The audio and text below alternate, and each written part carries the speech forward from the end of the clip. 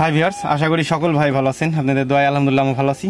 আপনারা সবাই জানেন যে আমরা সার্কিট টেস্টের ভিডিও দিয়ে থাকি। সার্কিট এই যে সার্কিটগুলো রয়েছে, এই সার্কিটগুলো বিভিন্ন হিটসেনের সাথে অ্যাডজাস্ট হয় না। এই জন্য আমি কাজের সুবিধার ক্ষেত্রে কিছু কাজ করেছি, আপনাদের সাথে মনে করলাম ভিডিওটা শেয়ার করা প্রয়োজন। তো আমি যদি একটু সামনে এনে দেখতে যাই, এই আমার সামনে দেখতে পাচ্ছেন এখানে ট্রান্সফরমার।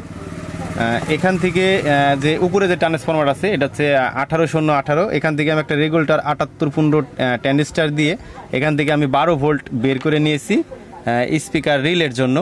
আমাদের যে এমপ্লিফায়ারের যে এই রিলেগুলো থাকে, এই রিলেগুলা করার জন্য, অন করার জন্য, কারণ এখানে 12 ভোল্টের প্রয়োজন পড়ে। আর এটা মূলত আমার 28-0-28 ট্রান্সফরমার। আমরা যদি একটু কাছে আনতে দেখতে যাই, এটার যে লাইনটা আমরা করেছি দেখতে পাচ্ছেন, এই পাশ থেকে একটা আর এই পাশ থেকে একটা, এই দুইটা এসি, মানে হচ্ছে এটা হচ্ছে আপনার 28-0-28। এখান থেকে নিয়ে এখানে আমরা একটা ব্রিজ রেকটিফায়ার দিয়েছি, আশা করি দেখতে পাচ্ছেন। ব্রিজ রেকটিফায়ারটা ট্রান্সফরমার নাটের সাথে একবার এটে দিয়েছি কাজের সুবিধার জন্য। এখান থেকে মাইনাস প্লাস আমরা নিয়ে আসছি, দেখতে পাচ্ছেন যেটা ব্লু কালারের তারটা আছে এটা মূলত নেগেটিভ, আর যেটা আপনার হচ্ছে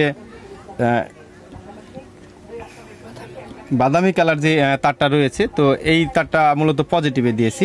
আর আমরা রেড কালার যে ছিল তারটা ছিল, রেড কালারটা আমরা হচ্ছে পজিটিভ নিয়েছি। আর এখানে যে সাদাটা দেখতেছেন, এই সাদাটা থেকে গ্রাউন্ড নিয়েছি, আর কালোটা থেকে নেগেটিভ। তার মানে এখানে যে আসলে কাজটা আমরা করেছি আমাদের কাজের সুবিধার ক্ষেত্রে, কারণ আমরা যখন সার্কিট টেস্ট করি আসলে আমাদের টেস্টের জন্য একটা ট্রান্সফরমার প্রয়োজন পড়ে, আসলে সবসময় আমাদের কাছে ট্রান্সফরমার থাকে না। আমরা মূলত এখন এটাতে ভোল্টেজটা আসলে চেক করব যে ডিসি ভোল্ট কত এসেছে। আমরা কারেন্টের লাইনটা দিয়ে দিলাম, আমরা ডিজিটাল মিটার দিয়ে একটু চালা দেখব। এই ট্রান্সফরমার দিয়েই মূলত এখন আমরা যে রয়েছে, সার্কিটগুলো রয়েছে, এটা দিয়ে আমরা এখন থেকে টেস্ট করব। আমরা মিটারটা একটু এখানে রাখি, মিটারটা আসলে রাখা একটু কষ্টদায়ক, আচ্ছা এখানে রাখি।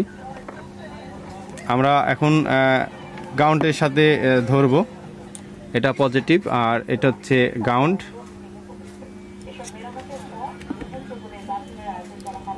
আমরা এখন এখানে ধরে দেখব যে আসলে এটার কত ভোল্ট আসে।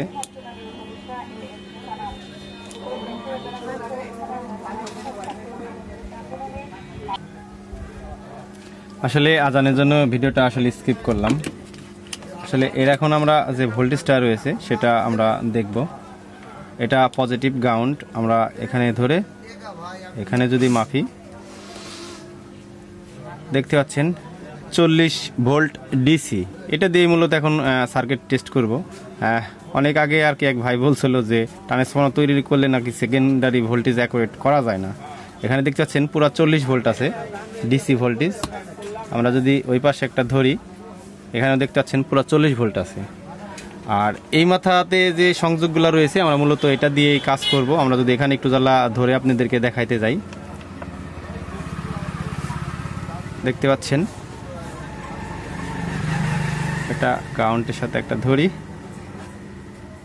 এটা কারেন্টের ভোল্টেজের জন্য একটু জ্বালা এমন তেমন হয় 39.9 ভোল্ট।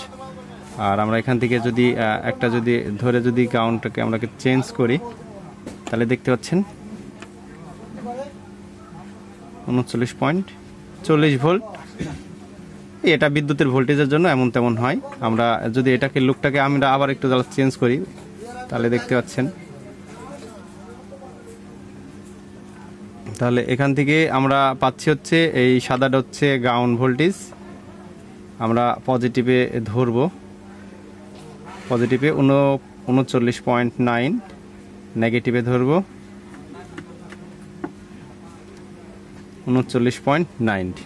এই মূলত আমরা এখান থেকে আমরা এমপ্লিফায়ার সার্কিটে ভোল্টেজ দিব। আর এখান থেকে যে আমরা এই যে দেখতে পাচ্ছেন রেগুলেটরিং যে একটা ট্রানজিস্টর দিয়ে 12 ভোল্ট আমরা বের করে নিয়েছি, সেই 12 ভোল্ট দিয়ে এটা আমরা রিলেকে স্টার্ট করব। এখন থেকে আমরা এইভাবে আর কি সার্কিট টেস্ট করবো। আর এটা আমার ফিল্টারিং বোর্ড, একটা অন্য একটা কাজে ব্যবহার করার জন্য তৈরি করা হয়েছিল। এখান থেকে দেখাইলাম না এই জন্যই, কারণ এখানে দেখাইলে এখানে অনেক তার মারা আছে, এটা হয়তো বা বুঝতে অনেকজনের সমস্যা হবে, সেই জন্য। আর ট্রান্সফরমার মূলত আপনি যদি অ্যাকুরেটভাবে বাধাই করতে পারেন, তাহলে এই সেটগুলো আসলে ভালোভাবেই বাঁচবে। কারণ অনেক সময় অনেকজনের ট্রান্সফরমার তৈরি করে একটু 19-20 হয়ে যায়, যদিও 2-1 পয়েন্ট এমন তেমন হলে সমস্যা নেই, কিন্তু 1 ভোল্ট ডিফারেন্স 2 ভোল্ট ডিফারেন্স হলে প্রবলেম। তো আশা করি আমার ভিডিওটা আপনাদের ভালো লেগেছে। আর যদি ভালো লেগে থাকে তাহলে অবশ্যই চ্যানেলটা সাবস্ক্রাইব করে পাশে থাকবেন। আর কথাবার্তাতে ভুল ত্রুটি হয়ে থাকলে অবশ্যই ক্ষমার দৃষ্টিতে দেখবেন। সবাই ভালো থাকবেন, সুস্থ থাকবেন। আল্লাহ হাফেজ।